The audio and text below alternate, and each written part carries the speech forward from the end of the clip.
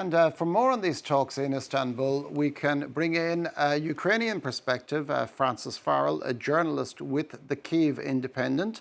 Good morning, Francis, and thanks for joining us. Vladimir Putin will not be in Istanbul. Why was Volodymyr Zelensky so insistent that the Russian president be there? Well, Zelensky's move to call out Putin and say, come meet me personally, was a pretty, I would say, effective parry to Putin's attempt to basically poison the unity that Ukraine and Europe and even the US had found in demanding for a simple 30-day unconditional ceasefire. That's the first step to a lasting peace, is for the fighting to stop. It's not a difficult concept to grasp, but it puts the pressure on Russia because it makes it very clear that it is Russia that is the main barrier to peace. And Putin is a little bit worried, potentially, about Trump finally waking up to that fact, which I think should have been pretty obvious by now. So that's why he came out at 1 a.m. and called for these talks. But he probably didn't plan to go to them himself. And Zelensky escalated further, stepped it up a notch. Okay, we still want the ceasefire, but I'm ready to go. I'm ready to do anything. I'm ready for peace. Come meet me if you are as well. And I think, from here in Ukraine, no one was expecting Putin to show up to that. He's scared of that kind of spontaneous trip. He's scared of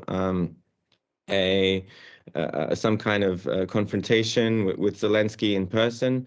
But more importantly, he doesn't really have to, because his position hasn't changed the whole time. Russia is demanding so much more. They're demanding a lot more Ukrainian land. And the big question here is what the US will do when there's finally no way to deny the fact that it's Russia that is the barrier to peace. Now, you mentioned there that there seems to be a slight wavering in Donald Trump's position. Trump said that he would not, in the end, be going. Was Kyiv maybe hopeful that his presence might have an influence on Putin or just simply the Russian representatives? Well, I think whether he went or not, the whole theater that's going on, this escalation of diplomacy, people are asking the question is, what will be discussed at the talks? Is there really any chance for peace? But I think we see it a bit differently. We see that what this is really about is finally reaching potentially a final decision from Donald Trump about what he's going to do about a Russia that has no intention of stopping on the battlefield.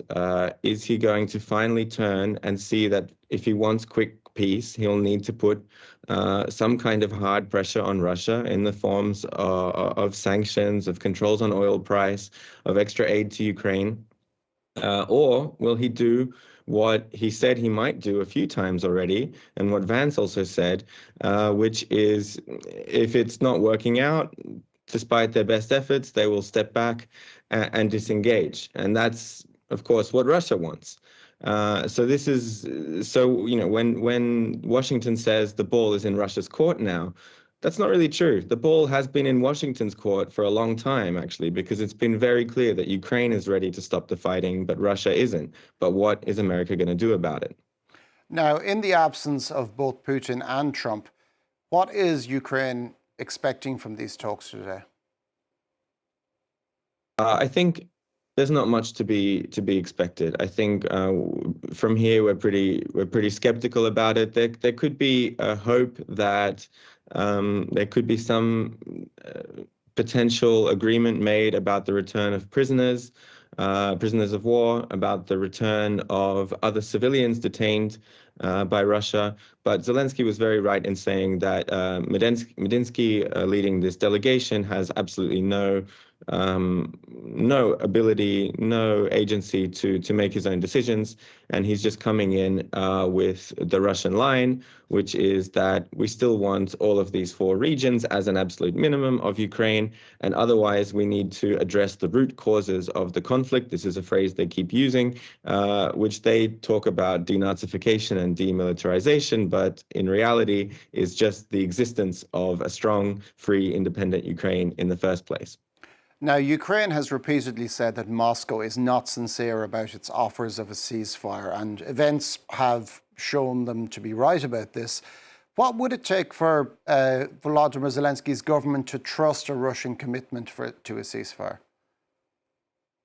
Well, I think it starts with an agreement to a true unconditional ceasefire. And it starts with them agreeing to that for 30 days and not something clearly theatrical and symbolic like the several-day Easter ceasefire and the several-day Victory Day ceasefire, which never happened in reality. Perhaps there were a few less long-range strikes, but the fighting did not die down for a second on the battlefield in either of those cases. That's not how it works. You need to agree together on a unilateral ceasefire, and then you need to monitor whether that is actually enforced on the battlefield, which is a pretty difficult thing at the moment when you have a front line that is completely saturated with drones on both sides, trying to hit everything that moves. So, it starts with an agreement, and then whether that is actually enforced, even on a temporary basis for 30 days, is going to be another thing. Thank you very much for that, Francis Farrell, a reporter with the Kyiv Independent.